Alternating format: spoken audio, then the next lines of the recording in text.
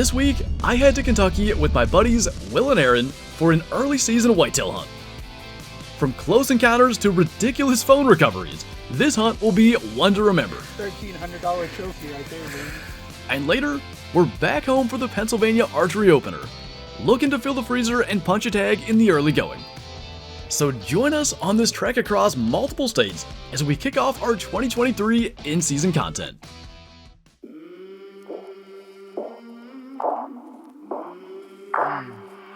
I came from the mud, there's dirt on my hands. Strong like a tree, there's roots where I stand.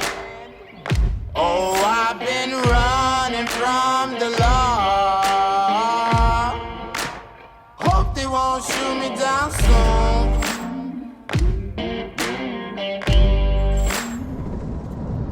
All right. Back on 64, got about 100 miles to go, just got gas, left at 5 o'clock this morning, so it was a little dark, hard to do anything with the cameras then. But I want to tell you about this trip. Last year in November, I went down to Tennessee and hunted their muzzleloader season, and to get there I had to drive through Kentucky. On the way there, and that time of year, a lot of deer get hit on the side of the road. There was a point where I saw, probably within 2 miles of each other, two huge-bodied deer with their heads cut off. I'm imagining somebody was taking the antlers. And I just marked that on my Onyx, like, hey, might be some big deer around here. Let's see if there's some public land. Sure enough, a couple miles down the road, there is public land. And that is where we're going, down around Moorhead, Kentucky. So we're going to see if a couple of deer hit on the side of the road with their heads cut off that look to be mature lead to anything. But that is legitimately the inspiration behind this particular hunting trip. And that's a first for me anyway. After meeting up with Will and Aaron, we made a plan and headed in for the evening's hunt.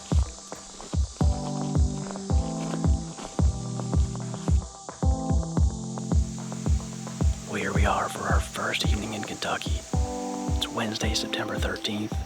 We're set up just on the backside of this ridge, watching a bench down here below us, and just up high enough on this tree where we can get a shot back behind us as well, right on top of the ridge. Both are in bow range. I like the way this looks. Hopefully we can get a shot tonight.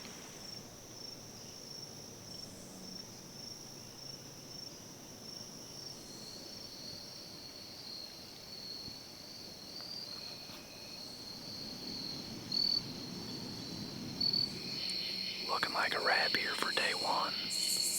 Losing camera light pretty fast. I had to drop way down here on the tether so you could kind of see me, but just the one squirrel this evening, right up there about where that deer trail was, so at least he was enjoying the acorns. But quite frankly, that's the most exciting thing about saddle hunting. No luck here tonight, but we're not bound to this tree or any other tree. We could set up 20 yards or 20 miles that way, and all it takes is the time to set up. So looking forward to seeing what tomorrow brings. Hopefully we can have a little better luck, but I like the look of this area. Lots of ground we can cover here.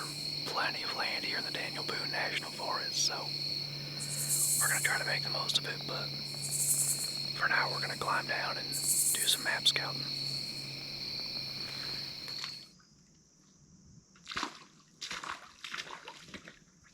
Alright, we're set up for the evening hunt of day 2. The sun's kind of baking me in the back a little bit, but we're hung up. I got just switched the GoPro batteries out. Got my bow hanging on the tree. Phone in the holder. Pretty nice spot in here. We got a little creek that runs out. It comes all the way out into the bottom, and then directly behind me is the main creek. The sun's kind of glaring too much to see it right now, but coming right down through here is an old logging road, and it comes directly underneath my stand. There's a pretty good trail there, and then this little point comes off to my left. There's like 3 good trails that kind of come up and over. So seems like they're coming out of this area, but I'm in beside an old hemlock tree with a bunch of branches in against me, so I'm bushed in pretty well. We're gonna set up here for tonight, and depending on how it goes, probably leave my setup. Probably won't take my sticks or my platform down, and just maybe hunt this again in the morning. This is the best deer sign I've seen since we've been down here. I'm real excited for it, so we'll get to hunting and let you guys know how it goes.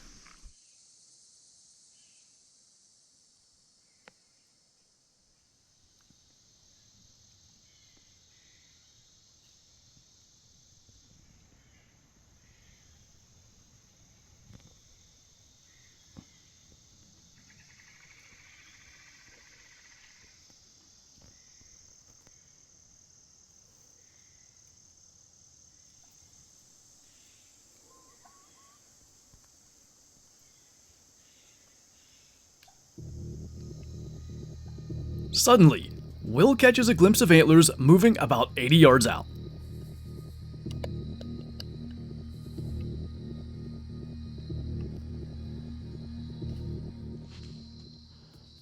Alright, we got a pretty nice 8-point. Probably 75-80 yards went up the hollow from us.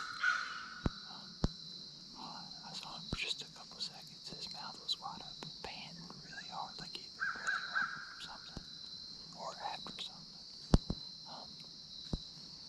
So now I'm just kind of on my toes, just ready to roll. Just waiting to see if he makes his way on down this drainage down to the main creek, or what he's gonna do. Find out.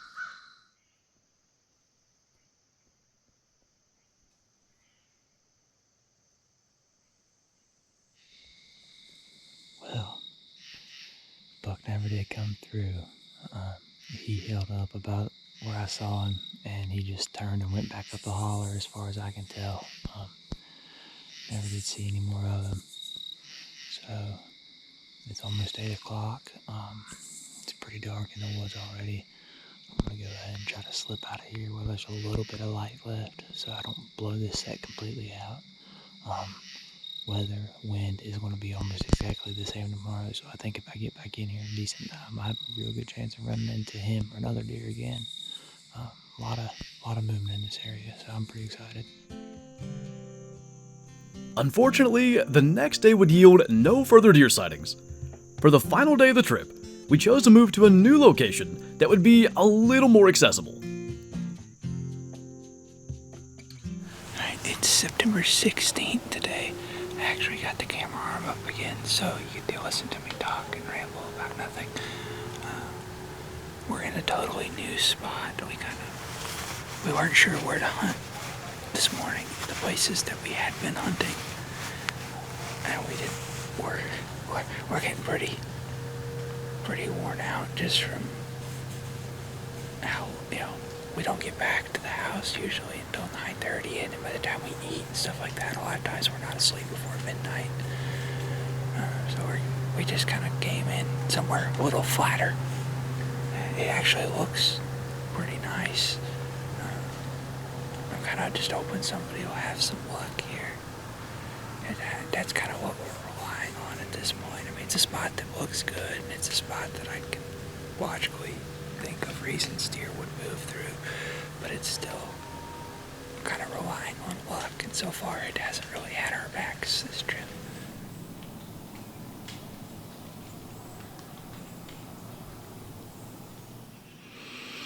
Well, it's about 9:30. Nothing moving.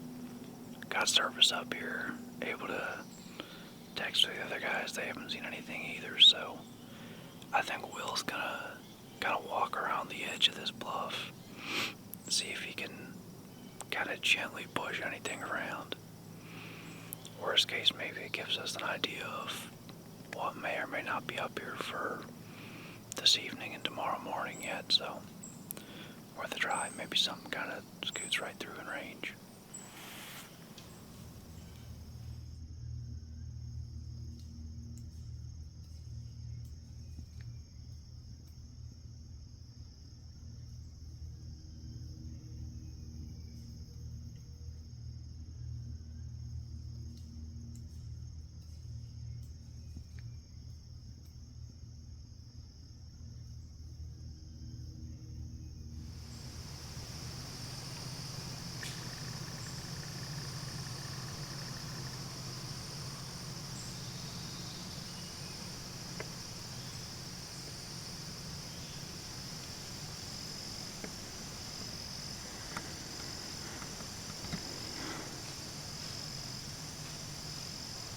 ended up happening, it looked like there was a couple deer that decided to get up from their morning beds or were way late getting back where they wanted to or something that he kind of ran into on his way.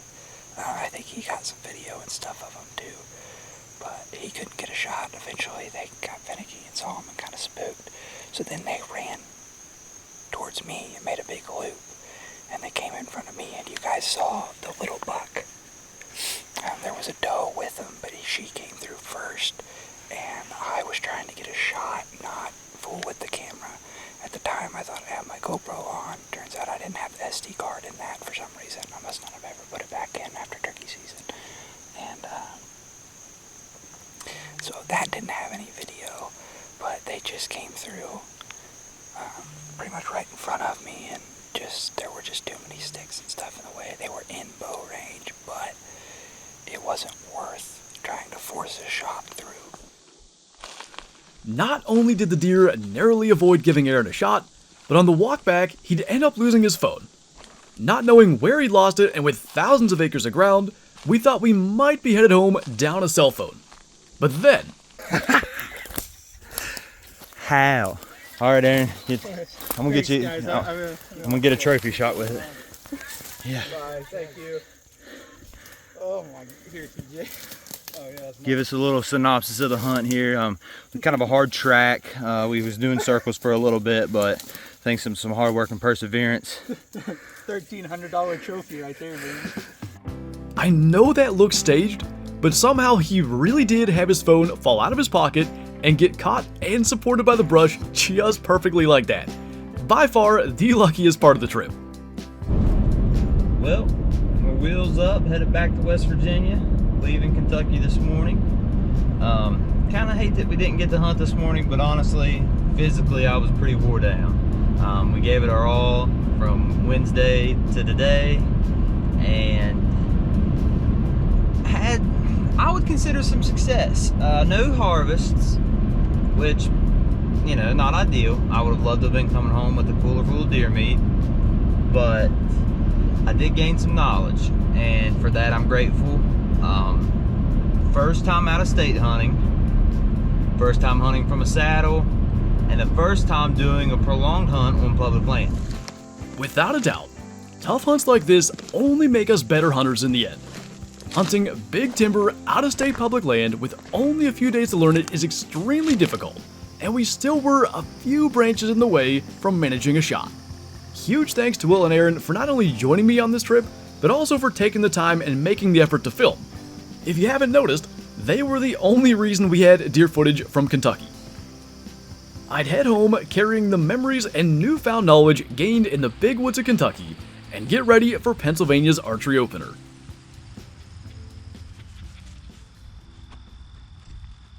Well, we made it up here for this evening's hunt. It's about 5:15. Got a pretty warm evening tonight. It's about 73 degrees. But I don't think that's going to stop the deer from coming through. Might expect a little bit later movement, but for months they've been coming across the back of the fields here an hour or two before dark, so we're just going to sit back, relax. Kyla's behind the camera. She's got her bow as well, so if a particular buck comes by, we're going to have to do a switcheroo up here, but I think the main goal is to fill a doe tag, build the freezer, and get things going. If we get that opportunity, then we'll consider that a bonus, but I'm going to go ahead and sit down and quit moving, so if we see early movement, we'll be ready, and hopefully we can get a deer in September. That's not a thing you can do every year in PA statewide, so fingers crossed.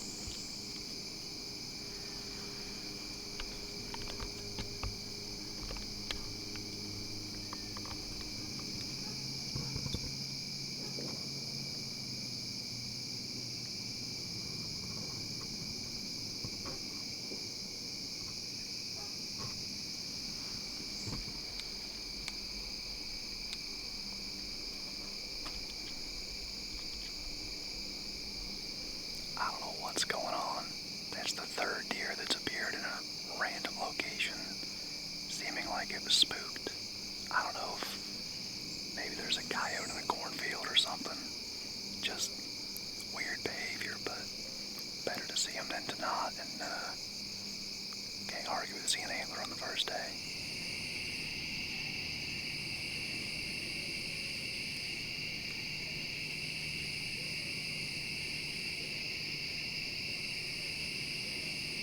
we'd end up leaving the tree long after dark as the young bucks hung around, feeding well within bow range. A promising first sit of 2023. We'd move to a new location the following day in hopes of shaking up our luck.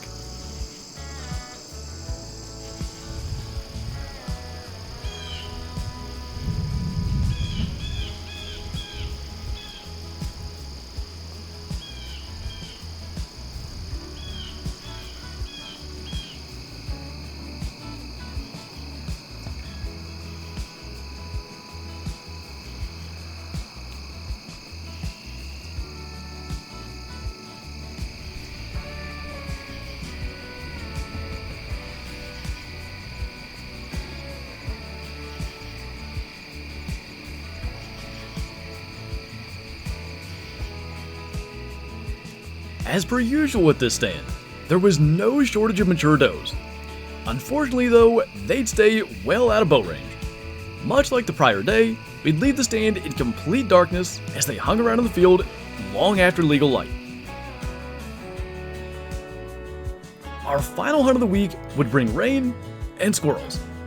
While it kept us busy watching them throughout the sit, no deer would show. And that is how we bring our first in-season video to a close. Sadly, no arrows were sent airborne on this hunt, but I wouldn't change a thing. Every encounter, experience, and sighting add to the information we can store away in the memory bank. As hunters, we can always strive to improve. Moving into next week, I'll look to take what we've learned and make a move to fill the freezer. With that, thank you for watching, and I'll see you next time.